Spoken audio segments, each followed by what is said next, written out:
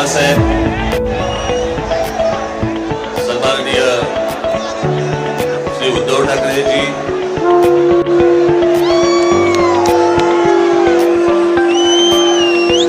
श्री जयंतराव पाटील,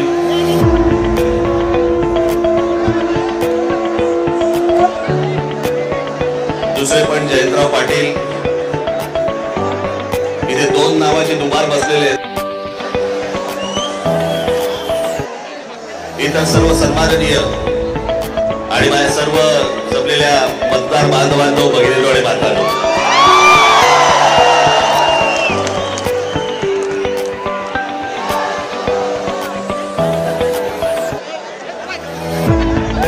आजचा मोर्चा हा राग दाखवण्याचा, ताकद दाखवण्याचा मोर्चा आहे.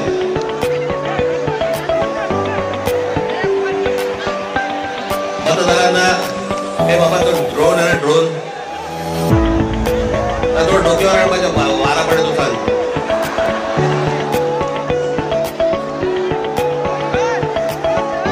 हा राग व्यक्त करण्याचा, ताकद दाखवण्याचा, दिल्लीपर्यंत समजण्याचा, समजावून सांगण्याचा हा मोर्चा आहे. या विषयामध्ये अनेक लोकांनी, माझ्या सकट सर्वांनीच या विषयावरती अनेकदा भाष्य केलेलं आहे, भाषणं दिलेली आहेत, बोललेलं आहे. तोच विषय तुम्हाला नव्याने सांगण्यासारखं असं काहीच नाही. आज तुम्ही सगळेजण खूप बऱ्याच लांबून सगळीकडनं आलेला आहात. सर्वप्रथम आपणा सर्वांचे मी आभार मानतो की आपण सर्वजण मोठ्या ताकदीने आज इथे मोर्चाला जमलात.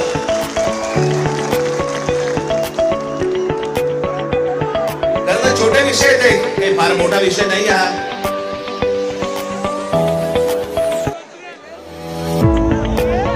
आम्ही बोलतो,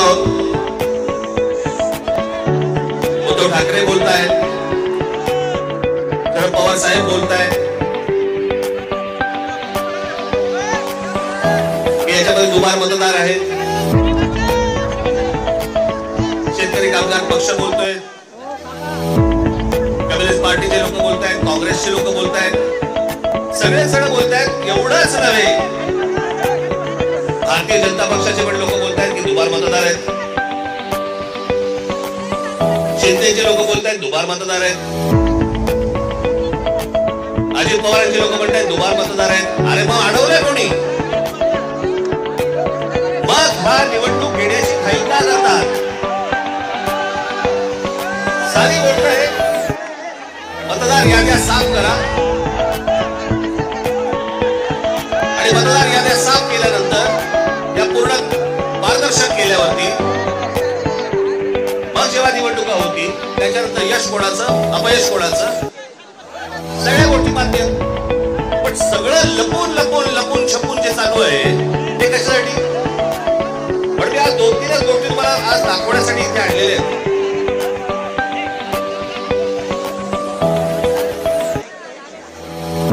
खरं तर हे 4,500 मतदार आहेत. 4,500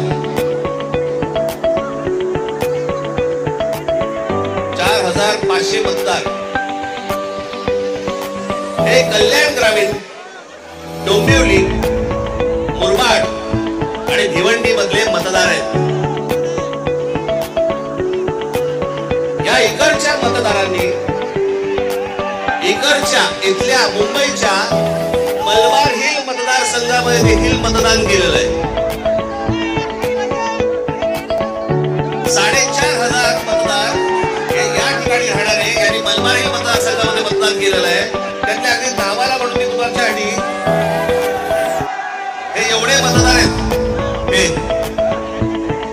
एवढ्या लोकांनी हे तिथे राहत आहेत, तिथेही मतदान केलं आणि मलबार हिल मध्ये देखील मतदान केलं. त्याच्यातली पण मी आता जस्ट फक्त 3 नावं आणली. प्रभाकर तुकाराम पाटील, राम महादू भोईर आणि गजानन पुंडलिक भोईर ही त्यांची मतदार यादी आहे. या मतदार यादीमध्ये त्यांनी त्या मतदारसंघामध्ये देखील मतदान केलेलं आहे आणि मलबार हिल मतदारसंघामध्ये देखील मतदान केलेलं आहे. असे लाखो लोक आहेत महाराष्ट्रभर की जे या मतदानासाठी म्हणून वापरले गेले.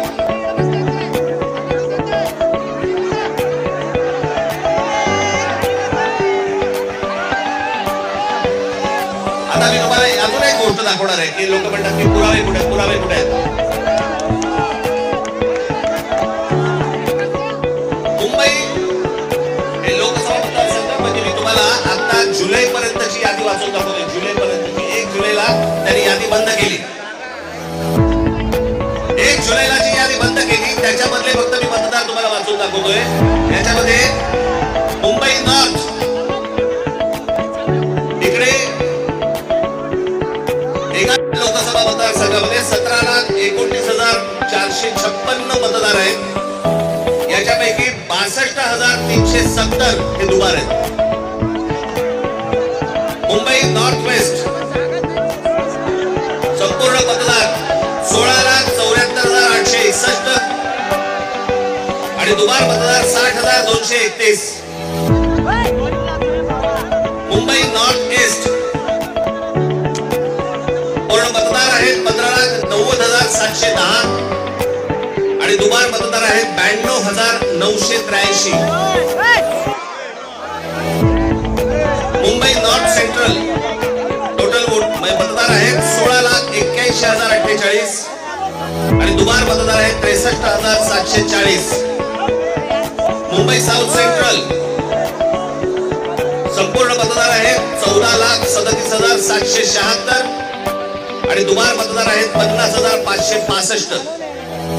मुंबई साउथ मतदार आहेत हे आत्ताची यादी सांगतो मला जुलै पर्यंतची 1 जुलै पर्यंतची 15,15,15,993 आणि दुबार मतदार आहेत 55,205. नाशिक लोकसभा मतदार आहेत 19,34,349 आणि दुबार मतदार आहेत 99,673. मावळ लोकसभा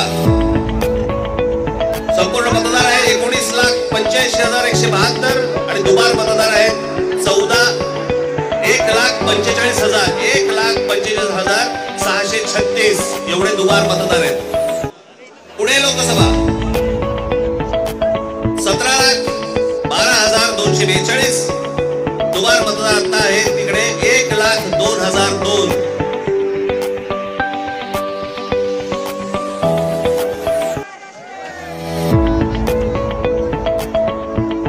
हे ठाणे लोकसभा इथे दुबार मतदार 2,09,981.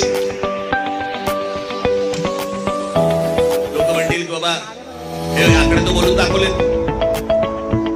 पुरावा कुठे? मी आज तुमच्यासाठी पुरावा देखील आणलाय ह्या सगळ्या दुबार मतदारांचा. काढते कापड हे सगळे दुबार मतदार आहेत.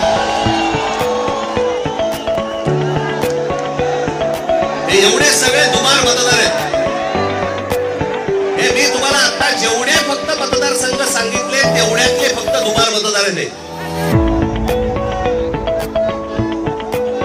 म्हणजे तुम्हाला कल्पना येईल महाराष्ट्रामध्ये काय प्रकारचा गोंधळ आहे. आणि एवढे पुरावे दिल्यानंतर देखील हट्ट सुरू आहे की नाही कोर्टाने सांगितलंय जानेवारीत निवडणुका घ्या. कशा घ्या? का घ्या? कोणालाही घाई 5 वर्ष निवडणुका घेतल्या नाहीये. 5 वर्ष अजून 1 वर्ष गेलं तर काय फरक पडणार आहे?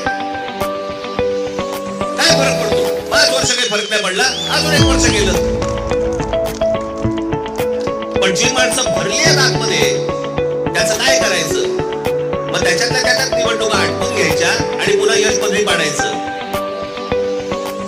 याला काय निवडणुका म्हणतात? या निवडणुका अशा याच्यात लोकशाही तरी टिकेल? एका आमदाराचा भाऊ सांगतो की मी 20,000 मतं बाहेरून आतमध्ये आणली. आमदाराचा म्हणजे ह्याची हिंमत बघा, सत्तेचा माज बघा की एक आमदाराचा भाऊ सांगतो की आमदार असतो पैठणचा त्यांचा बुमरेचा भाऊ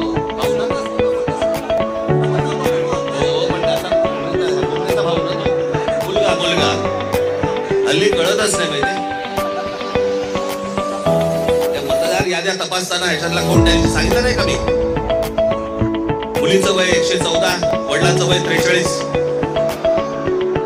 त्या दिवशी काय मला बोलायचं ते मी बोललो. काही काहीही चालू आहे. नवी मुंबईमध्ये नवी मुंबईचे आयुक्तांच्या बंगल्यावरती मतदार नोंदवले गेले. कोणीतरी सुलभ शौचालयामध्ये कुठेही बसलेला दिसला की काही नोंदवायचा का? ही अत्यंत लाजिरवाणी गोष्ट मला असं वाटतं देशभर सुरू आहे, प्रत्येक ठिकाणी सुरू आहे, प्रत्येक मतदारापर्यंत समजलंय. परवा दिवशी तर मी त्या वोटिंग मशीन बद्दल बोललो, मी त्याचं डेमॉन्स्ट्रेशन दिलं. मी गेले 2017 पासून ओरडून सांगतोय की याच्यामध्ये गडबड आहे, याच्यामध्ये गोंधळ आहे. अशा प्रकारच्या साधी गोष्ट आहे. 232 आमदार निवडून आल्यानंतर जर महाराष्ट्रामध्ये मातम असेल,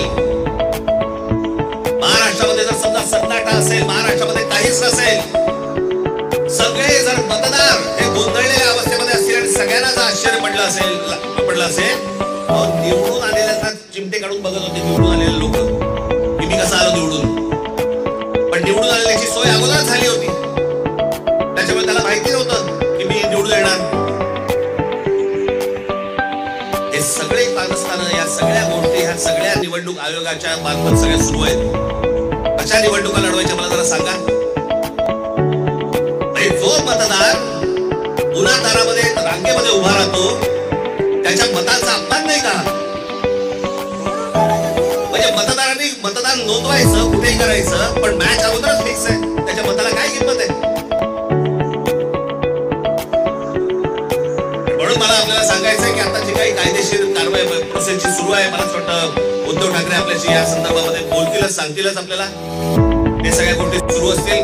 पण निवडणुका होती, आता फक्त आपल्याला एकच सांगेल, जेव्हा कधी निवडणुका होतील एक तर पहिल्यांदा तुम्ही घराघरामध्ये जा, सर्वजण याद्यांवरती सगळ्यात जोरात काम करा.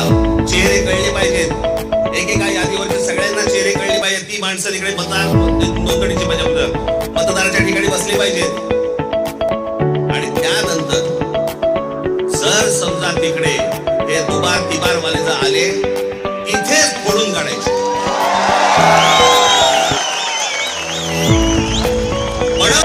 बडवायचे आणि मग पोलिसांच्या हातात द्यायचे. त्याशिवाय हे वट्टीवरती येणार नाही, त्याशिवाय हा महाराष्ट्रामधला जो चाललेला कारभार आहे हा वट्टीवरती येणार नाही. आज आपण सगळेजण इतक्या मोठ्या संख्येने इकडे सगळेजण आलात, मी आपल्या सर्वांचे मी आभार मानतो आणि आपली सर्वांची रजा घेतो. धन्यवाद. जय हिंद, जय महाराष्ट्र.